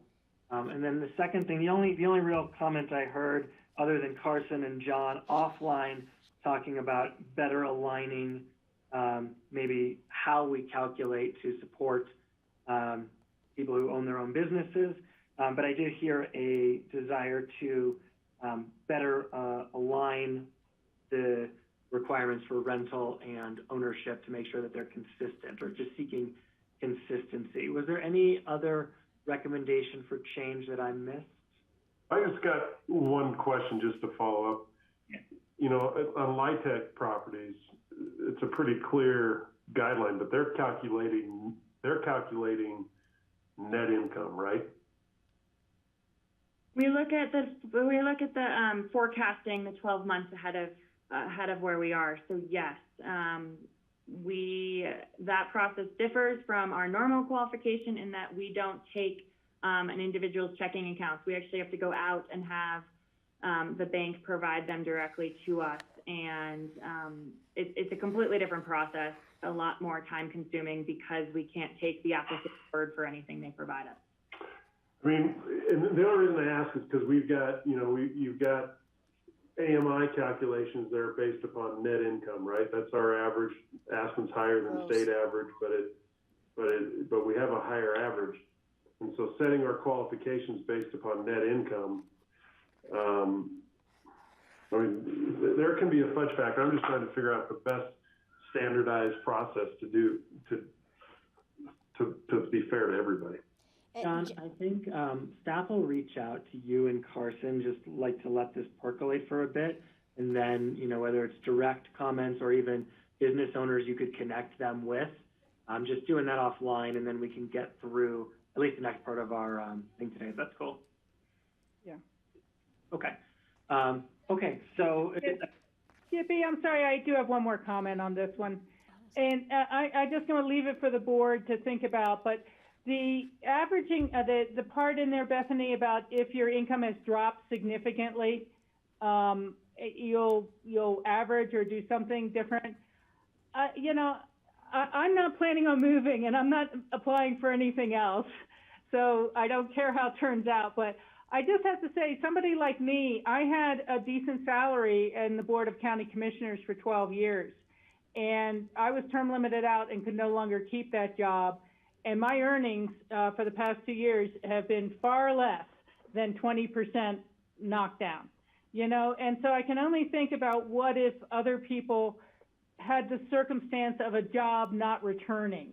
And I realize what we're trying to get to here is people deliberately lowering their income to try to get to a lower category unit and then go back and have deferred their bonuses or payout or whatever. But I don't know if there's any consideration of real circumstances. And, sadly, it's also quite true that older Americans tend to not be able to replace their prior earnings if their job is closed or they've been offshored, and we're seeing a lot of that with the pandemic. And so I don't know if we need some sort of qualifier in there, or you want to look at that more carefully, but it kind of assumes ill intent on everyone, which we have to be careful for. But some people really just have lost their earning ability. Maybe they're injured. They can't perform the same type of job before that they used to do. So I want something that I'm going to have a chance to think about that one. Thank you. I will talk about that internally. I can tell you my understanding, and Cindy, correct me if I'm wrong, that historically came into play when a real estate agent sold a huge house, and so their income shot up, or an art gallery sold 2 really big paintings, and then the next year they sold nothing. And so historically, that's why it's been there. I understand COVID's kind of turned everything upside down, and so I think it's certainly something we can look at and kind of anticipate what's going to be happening in the next 12, 18 months. Okay, thank you. And that's correct, Bethany. And if I do have one more request. As just for John and Carson, as you're working with Bethany, it'd be interesting to get your perspective at a later date, in a later meeting, about the amount of work that's done versus what we charge for qualifications.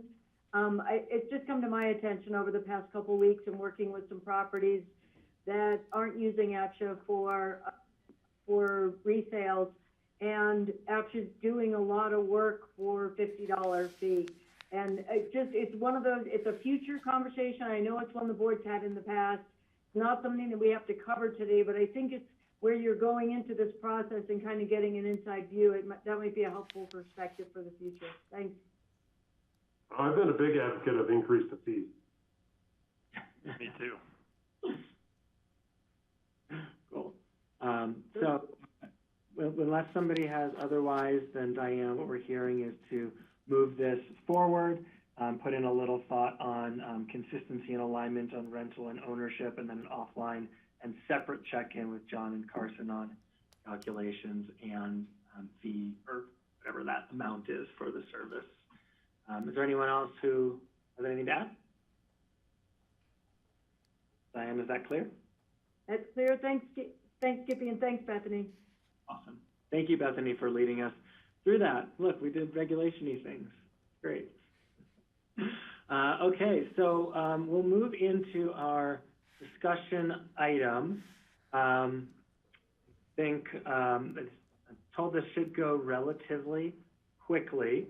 And Carson, you'll just hold your horses on compliance stuff for the next meeting, I think is clear. So I'll let staff jump in on. Bethany's got her hand up for you, Skippy.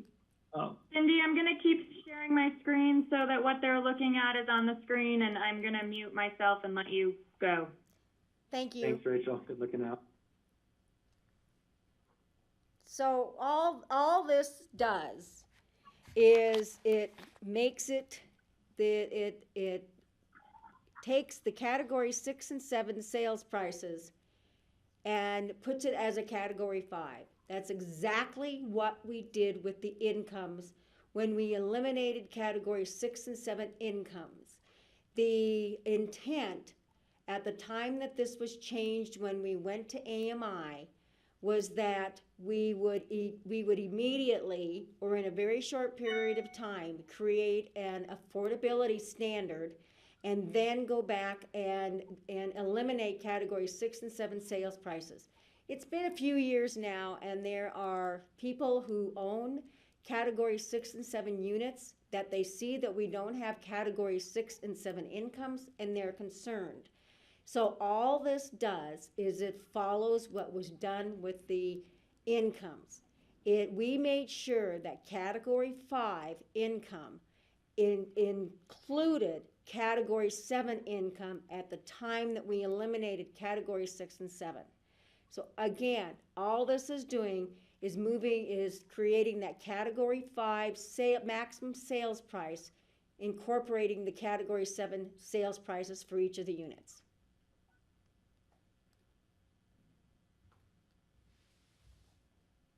Questions for Cindy? And then the only other thing is we didn't have, at one point in time, we were looking at possibly having the community development department put in their land use code the ability to create category 5 rentals. So we wanted to add a category 5 rental rate in the system. And we also have 4-bedroom units out there that we did not have a maximum category 4 rental rate. So that was added in this as well. Carson? Thanks. Question from Carson. And Cindy, do you mind scrolling down so we can see the table with like the red additions while Carson's asking his question? Thank you. Yeah, so the only question I had is just looking at the maximum sales price. I just want to make sure I understand this. So all of the category 5s would still have their appreciation cap. It's got to be. So in other words, there wouldn't be a scenario where somebody bought a category 5 for $450,000 and then could sell it at $612. No, they're still Correct. limited by their deed restriction where it can only appreciate at 3% or CPI, whichever is less. Perfect. That's it. Thank you. Cindy, I have a question. It's not directly related to this. It just came up because I was reading the packet. Can you scroll to where it has like the rental rates? And this isn't the red line version? Isn't there another page Yeah, there, Bethany? That's okay. This is really just a request for information. Yeah, that's request for information that can come later in email. I'm comfortable with this moving forward. But I was just looking at these, rental rates and, the difference between, pick any number one of these columns, but, category 5, you got $2,300 for a studio, and then it's like $200 more per bedroom, and then it's, $100 more per bedroom. At a category 4, those struck me as sort of strange intervals. Like in the free market, I rent a tiny studio, free market, I'm paying $2,000. The idea that I could get into a 4-bedroom condo in Aspen and pay $600 more a month is like totally out of whack with how that would scale in the free market. And so I was just wondering if maybe an email, you could provide some background on how we ended up at those numbers and if we still think they are the right numbers. It just struck me as odd, and we don't need to talk about it here, but I just curious about that. And I'll tell you something, Skippy, I tried to work within what was already created between category 1 through 4 and RO. The red is the only part that I changed. I think that eventually this whole table needs to be readdressed once we establish an affordability standard. But right now, without that, what I tried to do is work within the rental amounts that were already established. And this is what I came up with. That's okay, and it's not a critique of anyone's work. It's not even to say that it's inaccurate. It's just, it struck me as curiously detached from the scaling you would have in the free market, and I was just curious about the historical assumptions behind that. So if there's anything you have to say, maybe the same things you're looking at, it's not a judgment or a critique. It's just literally a curiosity that will help inform what you said, maybe a conversation in the future. I'm curious about that. Okay. Skippy, I don't have a hand. I'm so sorry, guys. I don't know why tonight. And I'll jump in with a question, but one thing that I think might be playing into these rental rates is, or at least on ownership, but you can't get a 3-bedroom as 3 individuals for ownership. I'm not sure if that's the same on rental. And so really those extra 2 bedrooms beyond the first 2 are going to dependents who probably aren't earning income. And so that's why the affordability standard for providing the bedrooms for the non-working children is not raising the room rate as if it was a working person. So the difference between a 1-bedroom and a 2-bedroom or a studio and 1-bedroom, you're assuming it's working people. That makes a lot of sense on ownership, Rachel. Thank you. That's not something that had crossed my mind.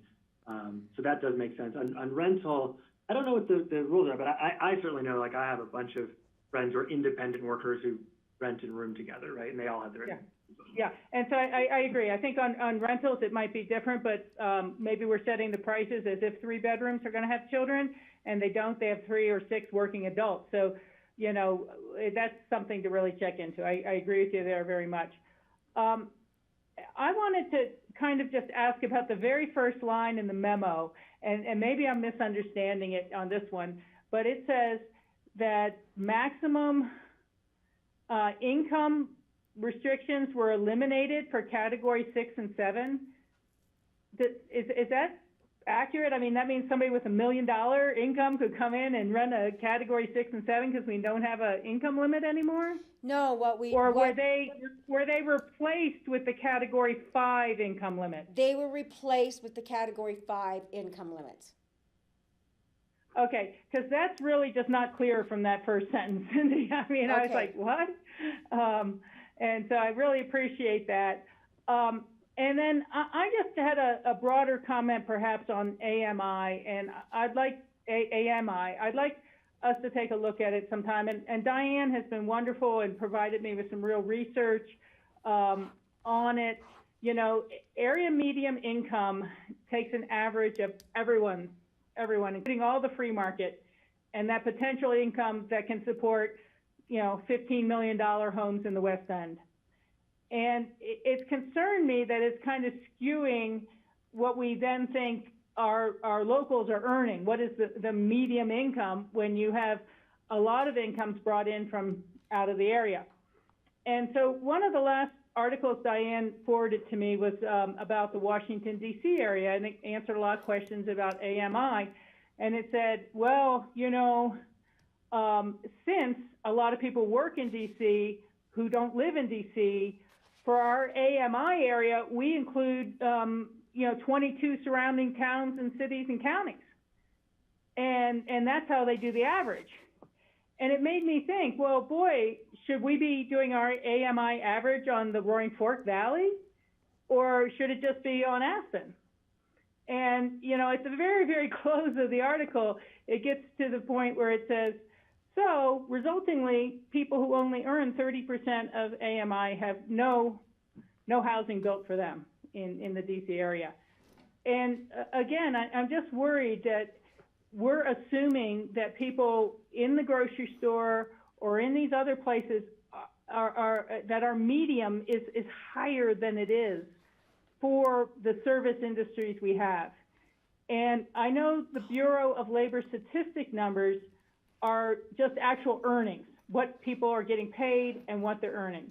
And so someone coming into our system may have income from other areas. They may have other things. But I'm really concerned about whether we are capturing the market that we are serving accurately by using AMI only for Pitkin County, when we acknowledge that 60% of our workforce is living outside of Pitkin County and commuting in deliberately. And so is our AMI area big enough? And, you know, hey, real estate's going up down valley. Maybe that wouldn't change the average that much at all. But are we really, I mean, it would probably take a professional outside of my realm to answer the question. If we looked at actual earnings in these industries and then weighted how many people are in these industries compared to what we're saying is area medium income, averaging in everyone who can afford to buy those homes in this real estate surge we've seen, I just don't want us to come up with a new AMI number that suddenly everyone's rent goes up 20% next year because we're locked into a formula that in a very unusual area. Let me put it that way, a very unusual market. And so I'll just leave it there. I don't have any solutions, but I do have a deep gut feeling that when we are looking at what people are earning and what is the median income within our community, it's not going to be what we're really using from earned income, from people working jobs. And our whole emphasis is on people working. What do they earn when they're working here? And that's the housing we want to put them in. Not what is the average for an affluent resort community that's full of second homes and part-year residents. So I've just gotten, I'll let this go forward. There's no other model out there to use, but I'm just not sure about the accuracy of it. And whether it's off by 10% or 5% or something greater, I just don't know. Rachel, thank you, I'll leave it at that. Rachel, this would be a new way to go with regards to how we are figuring out our incomes. It took us 2 years to get the AMI approval. It's probably not a bad idea. I think it's something that we should put on as another item to discuss in the future as to how we figure that out to somehow take an average, utilizing also maybe Eagle County and Garfield County as well. And see what that would do. But again, that's getting staff to work out a whole new policy with regards to how we come up with incomes. I understand, Cindy, and I'm not throwing anything new on top of us. We're just making a big, long list for that new director. Thank you. Yeah, and, you know, Rachel, thank you so much for bringing that up. Not only may the average, or median, I should say, average, it's not a mean, but the median not be the number we seek, but as you said, if our goal is to house some percentage of the workforce, whether it's 60 or not is irrelevant, but we're trying to do that equitably. So we want to house 60% of people at the lower income, the low middle, and the middle. Well, we're getting a disproportionate sample here. because the further down the income scale you go, the more likely you are to not live in the sample area for AMI. So, That's right. yeah, it's exactly right. So I'm in agreement there. I see Kelly's hand up. So Kelly, do you want to jump in? And then I'll ask if we want to move this forward. Staff, what action do you need from us? Is it just a head nod, or how does this work? Kelly? Yeah, I would just offer that, maybe you could do just a quick check on that via our applicant pool and what their incomes are. Like remove RO, and then what is the average, what is the median of the applicant pool, and how would that divide into 5 categories based on similar proportions. But just perhaps a way to do back of the napkin, gut check. That would get us some information, but if you don't have units that you can afford, those people won't even be applying. So we won't see their incomes submitted. How many category 1 or 2 rentals do we have that turn over enough for people to be submitting applications for? Pretty lean. None. So Diane, what do you need from us on this item?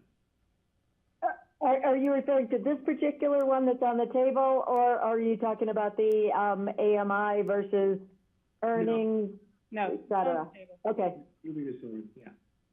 I'll let Cindy answer that one. I just need direction that if you're okay with this, we'll bring it forward for first reading and public hearing. So you get to see this again. We can modify it a little bit, and then it would be first reading and then public hearing, just because it would be part of the regulations. It's the table change in the regulations. Okay. So is there anyone who's not okay with bringing this forward for first reading? Please raise your digital hand or speak up. Great. As long as the first line is corrected to say that they still have an income cap at category 5. I will definitely change that. Thank you, Cindy. You're welcome. And I fully support the adding the category 5 rentals. It's been tragic when we've had to move people out of rentals that have been working community members because they finally got a raise and we don't have a category 5 rental. Yeah. And then would it be without digging into a whole new policy area and re-exploring AMI, could staff bring back just some like minor research or digging into, is there a better way to get the right sample that reflects our entire workforce? I know you already mentioned including the other counties as one example. Cindy, could you bring back with this just some quick digging as to how we might address that in the future? Sure. Skippy, I think the best thing to do on that front, frankly, because it is, as I think Rachel has appropriately laid out, it is a giant can of worms, and I think actually the first thing to do would be to get the board to have a level set on what is earnings versus income, and what does HUD use for AMI, and what is the U.S. Census Bureau's American Community Survey. And I can just forward it, a couple emails, I'll reformat them, that provide really just like 3 or 4 links, no more than that, and do some background reading. And Rachel, I don't know if you have any thoughts on, is that a kind of good next step? Yeah, I think that's a good next step. I mean, this is a major thing to tackle. I don't want to upset any apple carts, but as we're seeking new and better realignment, I think it's something that should be explored. And I think the real thing is our measurement area correct? You know, do you measure just your town by city limits, or do you measure by where your workforce comes from and who needs the housing? And that's kind of a little bit more of the question. Diane, the one thing, I don't know if our city community development office would be of any assistance in this or not, or they might have some resources to talk about it, but I don't want to make it, it's not a new priority for me. It's just something that has to be addressed, and it came up through the memo and the other discussions. I think the, listening to you on that, I think the other thing I can add to this, I think pretty easily, is I will grab the area median income tables for Pitkin County, Eagle County, and Garfield County, and add them to the email that I will now send by tomorrow night. Yeah, Eagle County's kind of tough because half of it's over on I-70, and we're just trying to get the Roaring Fork Valley. But I don't know, the state demographer's office might be of some assistance to us. I mean, there's all sorts of state resources, and they're happy to produce data and reports and, you know, income and all that statistics. Bureau of State Labor Statistics, they're happy to, that's why I say maybe Philip with ComDev would tell you which are dead ends and which might have some fruit. Okay, I know they're swamped right now, so I'm hesitant to, so let me grab tables, and it's definitely a discussion, I think we should continue to have both on and offline, as APCHA. Okay, thank you. Thanks. You feel clear in direction? Yep. Okay, great. So, John, did you have a last comment? I see your hand. I don't know if it was. Well, yeah, and this may not be kind of dragging this out, but you know, as a bank, we went through a major CRA exam about 3 years ago. It didn't go well because we didn't make enough loans to, I think our credit policy limited the loans we made. So we made some major changes. You know, I'm looking at the FFIEC website as a region, and this is Eagle, Garfield, and Pitkin counties because those are the counties I manage.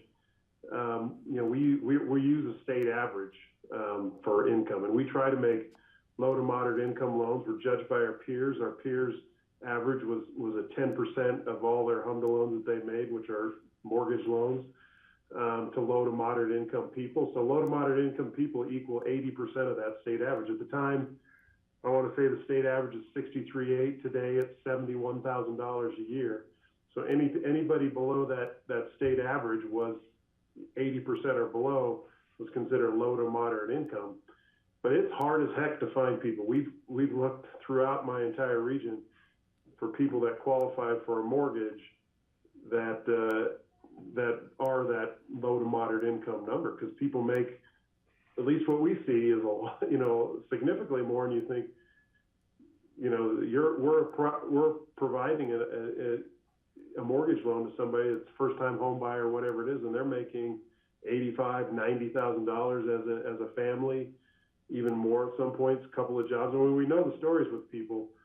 So, I mean, these numbers that we've seen, I think, are pretty representative across the board, but it's going to be hard to build a case using anything. I get what you're saying, Rachel, but I look at that I'm not sure a lot of that income gets reported in Aspen from those high net worth people.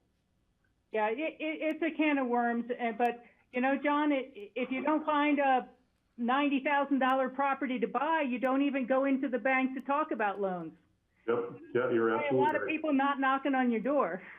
Well, yeah, or you end up in a trailer that's valued by Blue Book at some number, and it's sold double down in Elderville, right? So it's tough. I know what you're saying. Yeah. Thank you. All right, so we'll move that forward. Guys, thank you. This has been awesome. It's a full agenda. We will push compliance. Carson will be on his toes for next time. We'll add that to the top of our next meeting where we'll look at a fresh regulation change. So this will just take us into the final section, which is board directors' comments or motion for adjournment. Anyone have a comment?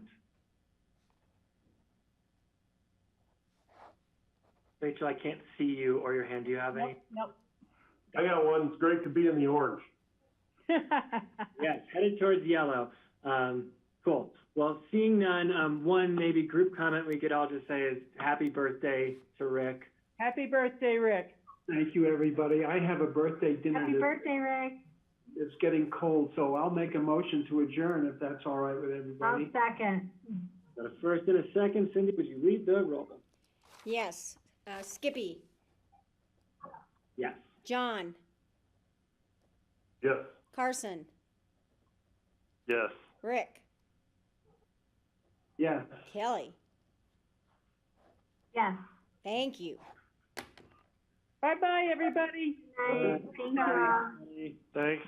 Happy birthday again, Rick. Don't do anything I wouldn't do, but that should give you a lot of leeway. That's scary. Yeah. Thanks, guys. Why are you not?